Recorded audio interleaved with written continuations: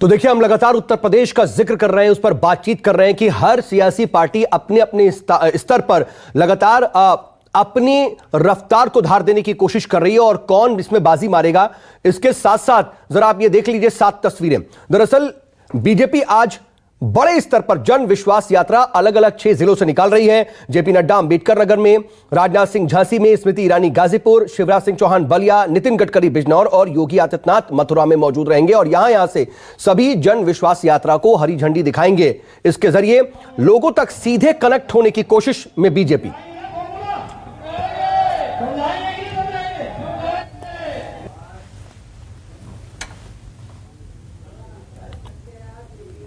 और देखिए, लगातार हमारे साथ एक बड़ा पैनल मौजूद है और मेहमानों के पास एक बार फिर से जाए। अजीज साहब, मैं आपके पास और सुरेंद्र साहब आपके पास, उससे पहले जल्दी से रमन आपका रुख करना चाह रहा हूं, क्योंकि आज देखिए रायबरेली अपने पारिवारिक गढ़ में है प्रियंका गांधी। यहां पर महिलाओं को उनसे बातचीत करेंगी, शक्ति संवाद करेंगी।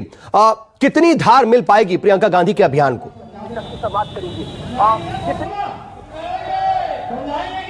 देखिए, प्रियंका गांधी के सामने सबसे बड़ी चुनौती है कि उन्होंने प्रेस कॉन्फ्रेंस के जरिए मीडिया को संबोधित करते हुए कहा कि 40% सीटों पर महिलाओं को चुनाव लड़ने का मौका मिलेगा और महिलाओं को क्या क्या अधिकार दिया जाएगा इसके बारे में भी कल बताया। कल जब कार्यक्रम चल रहा था उससे पहले हमने देखा कि महिलाएं एक तख्तियां लेकर ये कह रही थी कि मैं भी प्रियंका, मैं लड़की हूं, लड़ सकती हूं। यानी कि जिस तरीके से लड़कियों को, महिलाओं को आगे आने के लिए, क्योंकि 40 से 50% जनसंख्या महिलाओं की है और अगर महिला कांग्रेस के प्रति आगे आती है वोट डालने के लिए तो ये बड़ा चमत्कार होगा। लेकिन ये देखने वाली बात होगी कि प्रियंका गांधी के इस नारे में या इस रणनीति को कितनी कामयाबी मिलती है। लेकिन एक बड़ी बात यह है कि बीजेपी के लड़ने का तरीका करीब करीब हर एक राज्य में एक ही होता है। आपने देखा था पश्चिम बंगाल में पूरी ताकत झोंक दी थी बीजेपी ने, हार मिली अलग बात है। उसी तरीके से उत्तर प्रदेश तो सबसे बड़ा राज्य है। उत्तर प्रदेश से प्रधानमंत्री खुद ही सांसद हैं और उत्तर प्रदेश में बीजेपी के चुनाव हारने का मतलब है कि पूरे देश में एक संदेश जाएगा कि अब बीजेपी का ग्राफ घट रहा है। इसीलिए बीजेपी किसी भी कीमत पर उत्तर प्रदेश को रोकना चाहती है, उत्तर प्रदेश में चुनाव जीतना चाहती है। लेकिन अभी तक बीएसपी का कहीं नामो निशान नजर नहीं आ रहा है। 1-on-1 की बात कई बार कहा जा रहा है, कई बार ये जो है विशेषज्ञ कह रहे हैं कि सपा और बीजेपी में सीधी टक्कर दिख रही है, लेकिन उसमें कांग्रेस अपनी जगह बना रही है बार बार। लेकिन बीएसपी कहां है, यह भी देखने वाली बात होगी। मैं आऊंगा आपके पास रमन, लेकिन अजीज साहब देखिए, जहां पर हम चर्चा कर रहे थे वहीं से मैं चाहूंगा एक छोटा सा रिएक्शन आ जाए, फिर सुरेंद्र जी के पास जाएंगे। आप किस किस का जवाब देंगे? आप काशी विश्वनाथ कॉरिडोर का जवाब देंगे, आप एयरपोर्ट्स का जवाब देंगे, आप पूर्वांचल एक्सप्रेस, गंगा एक्सप्रेस, किसका जवाब देंगे? उसके अलावा आप लोगों को खाद्य योजना, किसी भी जगह पर, चाहे वो टैबलेट हो, चाहे वो मोबाइल हो, हर जगह पर तो बीजेपी कहीं लूप होल आपके लिए छोड़ नहीं रही है। देखिए सऊद भाई, ऐसा है, जवाब तो मैं सबका पहले दे चुका हूं, लेकिन जो आज मैं ईडी और आईटी का जवाब देना चाहता हूं। भाई देखिए, 3000 किलोग्राम हीरोइन जो है वो मुद्रा एयरपोर्ट पे पकड़ा गया अडानी जी के। अब मैं जानना चाहता हूं, 21,000 करोड़ रुपए की कीमत का पकड़ा गया। अभी डेक्कन क्रॉनिकल अखबार में छपा कि 24,000 किलोग्राम हीरोइन जो है वो गुजरात से सप्लाई पूरे देश में हुआ। साहब, किसके किसके यहां छापा पड़ा, जरा मुझे बता दीजिए। मैं जानना चाह रहा हूं किसके किसके यहां छापा पड़ा। कुंभ में इतना बड़ा घोटाला हुआ, आप जानिए कि 32 ट्रैक्टर दिखाया गया कि साहब 32 ट्रैक्टर खरीदा गया, ट्रैक्टर ही नहीं खरीदा गया।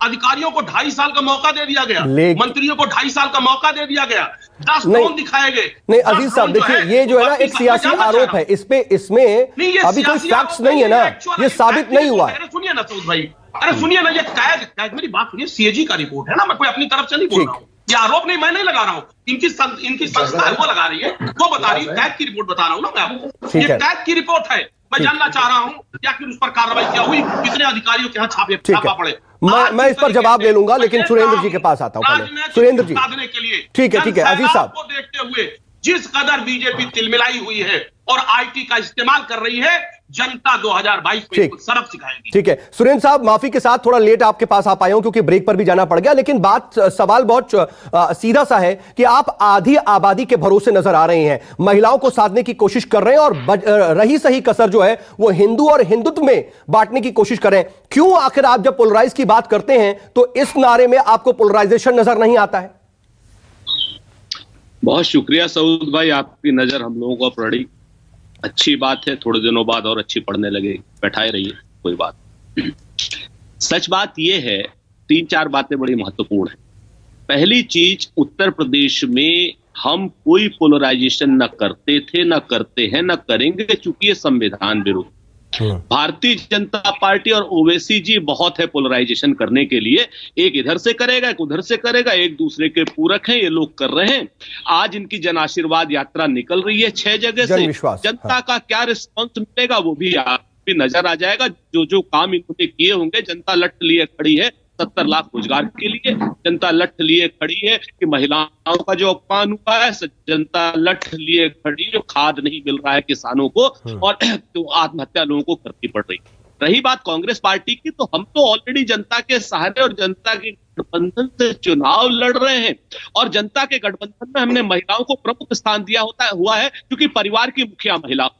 अगर उसको 40% टिकट देने की बात कर रहे हैं तो कोई बुरा नहीं कर रहे। अगर हम उसको आत्मविश्वास के लिए स्कूटी और स्मार्ट देने की बात कर, स्मार्टफोन देने की बात कर रहे हैं तो अच्छी बात कर रहे हैं, आपको भी सहयोग करना चाहिए। अगर हम 3 सिलेंडर मुफ्त देने की बात कर रहे हैं तो अच्छी बात कर रहे हैं। अगर हम 20 लाख रोजगार नौकरियां तुरंत देने की बात कर रहे हैं तो भी अच्छी बात कर रहे हैं। और हमारा ये सारा का सारा काम कहीं ना कहीं प्रूव्ड है हमारे इतिहास से। राइट टू इंफॉर्मेशन दिया, राइट टू एजुकेशन दिया, मनरेगा दिया, एक पाकिस्तान के 2 पाकिस्तान की, दूध क्रांति की, हरित क्रांति की। लेकिन सुरेंद्र जी, फिर ये हिंदू और हिंदुत्व की जरूरत क्यों पड़ रही है, वही तो पूछ रहा हूं मैं। इसीलिए मैं आपसे कह रहा हूं कि जो मायावी लोग हैं ना, राम और रावण के युद्ध में निश्चित तौर पर आपको बताना पड़ेगा कि कहीं ना कहीं जो रावण था वो मायावी था, निशाचर था, और उसको आपको कहीं कहीं अलग थलग दिखाना पड़ेगा, बताना पड़ेगा। इन हिंदुत्ववादियों को बताना पड़ेगा कि गोडसे की विचारधारा नहीं, लेकिन बीजेपी तो ये कहती ना कि ये सिर्फ एक टर्म है। अगर इंग्लिश में चले जाएंगे तो हिंदू एंड हिंदुइज्म, बौद्ध एंड बौद्धिज्म, देखिए वही टर्म है। देखिए ऐसा है, भारतीय जनता पार्टी के नैरेटिव से अगर चलना है तो भारतीय जनता पार्टी तो पूरी दुनिया में पता नहीं क्या क्या कहती रहती है। भारतीय जनता पार्टी तो शुद्ध थेथराई करती है, झूठ बोलती है, छल करती है, कपट करती है, पंच करती है। तो ये भी कहा कि हर साल 2 करोड़ रोजगार देंगे, दिए क्या? 15 लाख रुपए देंगे। तो ठीक है, लेकिन उत्तर प्रदेश की लड़ाई में आप कहां पर हैं सुरेंद्र जी? क्योंकि 1-on-1 की बात की जा रही है ना, अखिलेश और योगी जी की लड़ाई की बात की जा रही है, कहां हैं आप यूपी की लड़ाई में? हम तो जनता के बीच में सऊद भाई, एक चीज याद रखिएगा, 403 सीटों पर प्रियंका गांधी जी के नेतृत्व में चुनाव लड़ रहे हैं, और सारे के सारे चुनाव परिणाम आपको सुखद रूप से आश्चर्यचकित करेंगे, क्योंकि चाहे वो उम्भा की लड़ाई हो, जहां दलितों का नरसंहार, लेकिन एक बात आप भूल रहे हैं, आप सरकार की तो बात करें, लेकिन अखिलेश कल ये कहते हैं आईटी रेट पर कि बीजेपी कांग्रेस की राह पर चल रही है। जल्दी से इस पर रिएक्शन, फिर मुझे क्लोज करना है। सऊद जी कहते हैं, सऊद मैं आ रहा हूं, मनीष जी आ रहा हूं जल्दी से। सुरेंद्र जी को समय नहीं दे पाया था, इसलिए मैं उन्हें समय दे रहा हूं। लड़ाई सत्ता से होती है, और आज की डेट में अगर भारतीय जनता पार्टी हमारी कमियों के पीछे चुप करके शिखंडी की तरीके से और बड़े काम करती है और गलत काम करती है, तो हमको जनता ने वैसे सुरेंद्र जी, आप देखिए हमेशा आदरणीय रहे हैं, लेकिन आप जानते हैं एक फॉर्मेट है, उसके तहत हमको आना पड़ता है, ब्रेक भी लेना पड़ता है। माफी चाहूंगा एक बार फिर से कि आपके पास में थोड़ा आखिर में आ पाए, लेकिन समय देने की पूरी कोशिश की है। मनीष जी, माफी के साथ मैं आपके पास आ नहीं रहा हूं, लेकिन मुझे लगता है कि आप सभी की बातें सामने आ चुकी हैं और जनता अच्छी तरह से समझ रही है कि आप लोगों के तर्कों में कितना दम है। इसी के साथ आप सभी का बहुत शुक्रिया। एक छोटा सा ब्रेक लेंगे, बने रहेगा न्यूज़ 24 के साथ। नमस्कार, मैं हूं मानक गुप्ता। अगर आपको हमारा ये वीडियो पसंद आया हो तो इसे लाइक और शेयर जरूर करें, और हां, हमें सब्सक्राइब और फॉलो करना ना भूलें, ताकि आप देश और दुनिया की कोई खबर मिस ना करें। तो जुड़े रहिए हमारे साथ और देखते रहिए न्यूज़ 24।